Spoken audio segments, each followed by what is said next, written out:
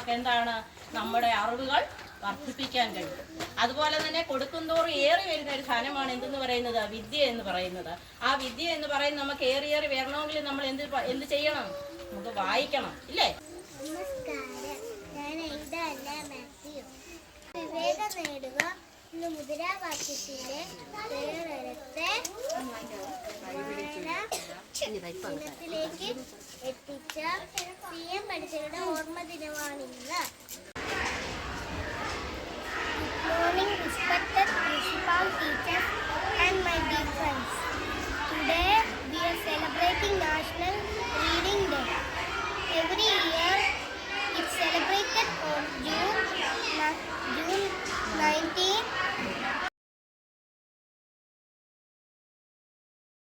അധ്യാപകരെ, എന്റെ പ്രിയ കൂട്ടുകാരെ, ഇന്ന് ജൂൺ 19 വായനാ ദിനം.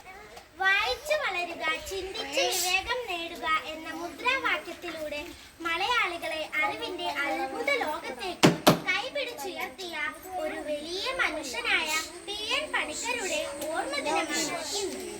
കേരളത്തിൽ ഗ്രന്ഥശാല പ്രസ്ഥാനത്തിന് തുടക്കം കുറിച്ച PM പണിക്കരുടെ ചരമദിനമായ ജൂൺ 19 വായനാ ദിനമായി നാം ആചരിക്കുന്നു.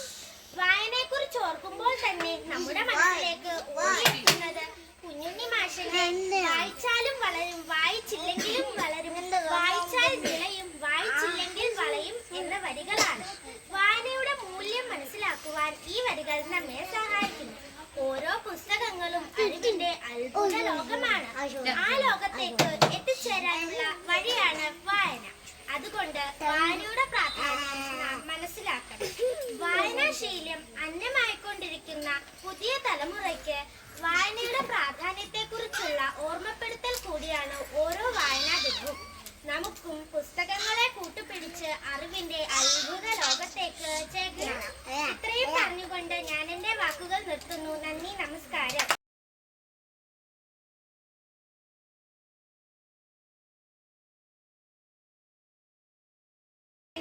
Observed as National Reading Day.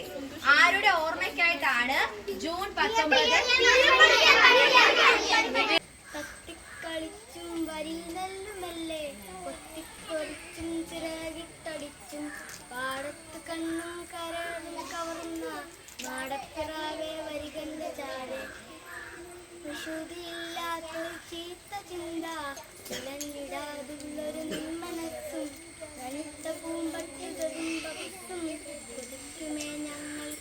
നമസ്കാരം. എൻ്റെ പേര് ഷെർലിൻ. ഞാൻ ഇന്നിവിടെ N. കുമാരനാശാൻ്റെ കുറച്ച് പ്രത്യേകതകളാണ് പറയാൻ പോകുന്നത്.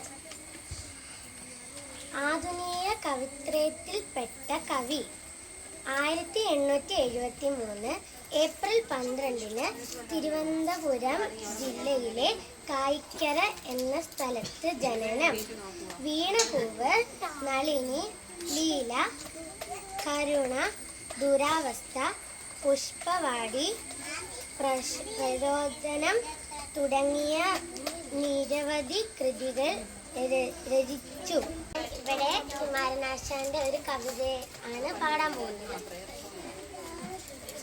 ചന്തമേറിയ പൂവിലും ശബളാഹമം ശലഭത്തിലും സന്തതം കരതാരിയെന്നൊരു ചിത്രചാതുരി കാട്ടിയും ഹന്തചാരു കടാക്ഷമാലകളക്കലക്ഷ്മിയിൽ നീട്ടിയും ചിന്തയാം മണിമന്ദിരത്തിൽ വിളങ്ങും ഈശനെ വാഴ്ത്തുവി.